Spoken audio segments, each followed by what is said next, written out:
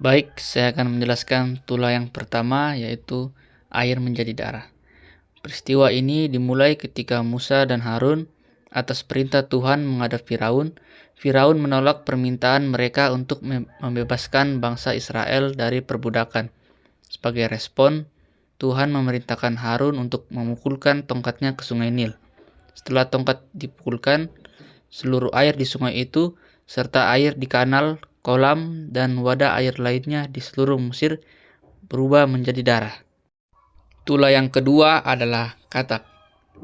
Ketika Firaun menolak permintaan Musa dan Harun lagi, Tuhan memerintahkan Harun untuk mengulurkan tongkatnya ke atas perairan Mesir. Seketika itu juga katak-katak keluar dalam jumlah yang sangat besar, memenuhi seluruh negeri. Karena tidak tahan dengan keadaan ini, Firaun memanggil Musa dan Harun dan memohon agar mereka berdoa kepada Tuhan untuk menyingkirkan katak-katak itu. Firaun berjanji akan membiarkan bangsa Israel pergi. Setelah Musa berdoa, Tuhan menyingkirkan semua katak dan bangkainya menumpuk di mana-mana, menyebabkan bau busuk yang tidak tertahankan. Namun begitu penderitaan mereda, Firaun kembali ingkar janji dan mengeraskan hatinya, menolak untuk melepaskan bangsa Israel. Tulah yang ketiga adalah tulah nyamuk.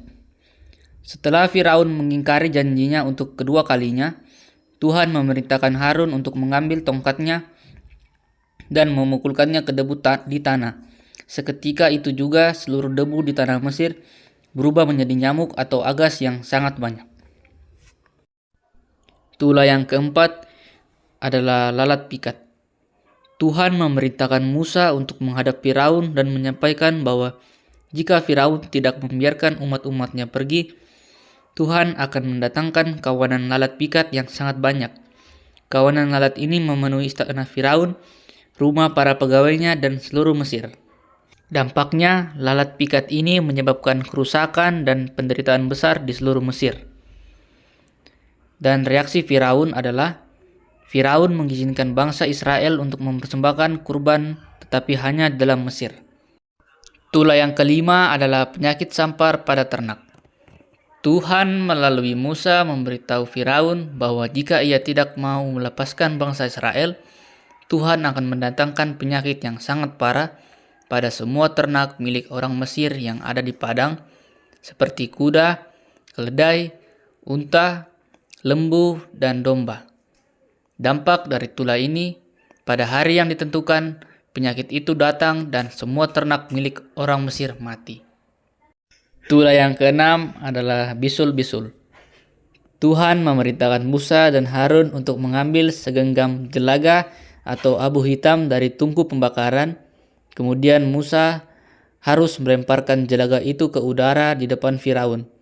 Ketika jelaga itu berterbangan, jelaga itu berubah menjadi penyakit bisul-bisul yang melepuh pada manusia dan hewan. Dampak dari tulah ini secara langsung menyerang tubuh orang Mesir dan hewan-hewan mereka. Bisul-bisul yang melepuh ini menyebabkan rasa sakit yang hebat dan membuat penderitaannya tidak berdaya. Tulah yang ketujuh adalah hujan es. Tuhan memerintahkan Musa untuk mengulurkan tangannya ke langit. Seketika itu juga badai hujan es yang paling parah dalam sejarah Mesir turun. Alkitab menggambarkannya sebagai hujan es yang bercampur dengan api jatuh ke seluruh Mesir. Dampak dari tulah ini, badai ini menghancurkan semua yang ada di tanah lapang, manusia dan hewan yang berada di luar ruangan mati, pohon-pohon hancur, dan seluruh tanaman kecuali gandum dan sejenisnya yang belum bertunas musnah. Tulah yang kedelapan adalah belalang. Sebelumnya, Musa memperingatkan Firaun bahwa jika ia masih menolak, Tuhan akan mendatangkan kawanan belalang yang sangat besar. Belalang ini akan menutupi seluruh permukaan tanah dan memakan semua yang tersisa dari badai hujan es. Firaun sempat mempertimbangkan hal ini dan para pegawainya mendesak dia untuk membiarkan bangsa Israel pergi. Namun Firaun hanya mengizinkan kaum pria saja. Musa menolak tawaran itu. Ketika Musa mengulurkan tongkatnya ke Mesir, angin timur membawa kawanan belalang dalam jumlah yang tak terhitung ke seluruh negeri. Dampak dari kerusakan ini, belalang-belalang ini memakan semua yang tersisa dari badai es sebelumnya, rumput, sayuran, dan buah-buahan di pohon. Tidak ada satupun tanaman hijau yang tersisa di seluruh Mesir. Tulah yang ke-9 yang menimpa Mesir yang dicatat dalam kitab Keluaran pasal 10 adalah tulah kegelapan. Tulah ini merupakan tulah terakhir sebelum tulah yang paling mematikan. Setelah Firaun kembali mengeras hatinya, Tuhan memerintahkan Musa untuk mengulurkan tangannya ke langit. Seketika itu juga kegelapan yang pekat turun ke seluruh Mesir. Kegelapan ini sangat tebal sehingga dapat dirasakan dan berlangsung selama 3 hari 3 malam. Dampak dari tulah ini, selama 3 hari tidak ada orang Mesir yang bisa melihat atau bergerak dari tempatnya. Seluruh negeri Mesir diliputi kegelapan yang mencekam dan total. Tulah ke-10 yang terakhir yang menimpa Mesir yang dicatat dalam kitab Keluaran pasal 11-12 adalah tulah kematian anak sulung.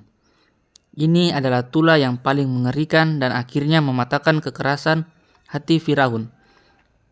Sebelumnya, Musa sudah memperingatkan Firaun bahwa jika ia tidak melepaskan bangsa Israel, Tuhan akan membunuh semua anak sulung di Mesir. Tuhan melindungi umatnya.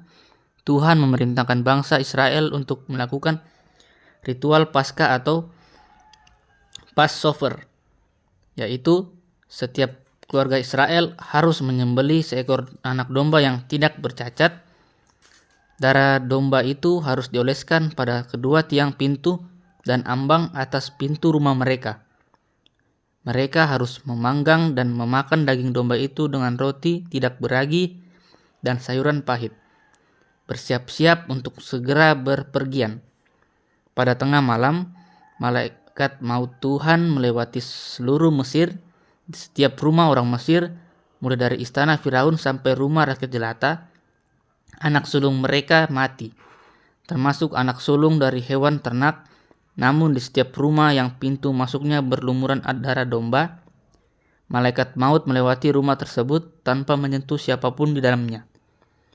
Dampak dari tulah ini, seluruh Mesir dipenuhi dengan ratapan dan duka karena tidak ada satupun rumah yang terhindar dari kematian. Bahkan anak sulung Firaun sendiri meninggal dunia.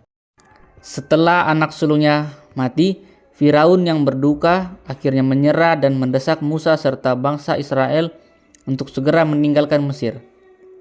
Bangsa Israel yang diperkirakan berjumlah sekitar 600.000 laki-laki dewasa, tidak termasuk perempuan dan anak-anak, meninggalkan tanah perbudakan mereka.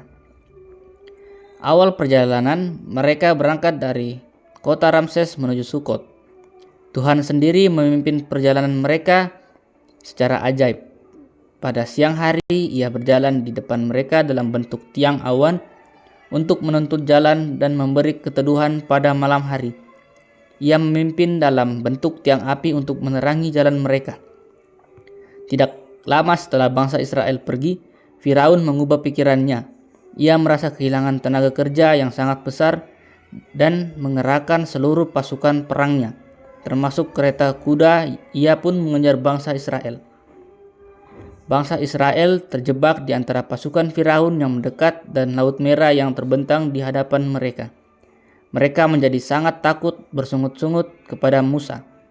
Atas perintah Tuhan, Musa mengulurkan tongkatnya ke atas Laut Merah. Angin timur yang kencang bertiup semalaman, membelah air laut sehingga tercipta jalan kering di tengah-tengahnya, dengan dinding di air di sisi kanan dan kiri. Bangsa Israel berjalan menyeberang di tanah kering. Ketika pasukan Mesir mencoba mengikuti mereka, Tuhan memerintahkan Musa untuk mengulurkan tangannya lagi. Air laut kembali menyatu dan menenggelamkan seluruh pasukan Firaun, dan tidak ada satupun yang selamat. Setelah selamat, mereka memulai perjalanan yang sulit melintasi padang gurun, dan disinilah iman mereka benar-benar diuji. Setelah kira-kira 3 bulan perjalanan sejak meninggalkan Mesir, bangsa Israel akhirnya tiba dan berkemah di padang gurun di depan Gunung Sinai, atau juga dikenal sebagai Gunung Horeb. Disinilah puncak dari perjalanan mereka, tempat di mana Tuhan akan memberikan 10 perintah Allah. dan hukum-hukum lainnya, serta membuat perjanjian resmi dengan mereka seperti Saatnya sudah, ayo sekali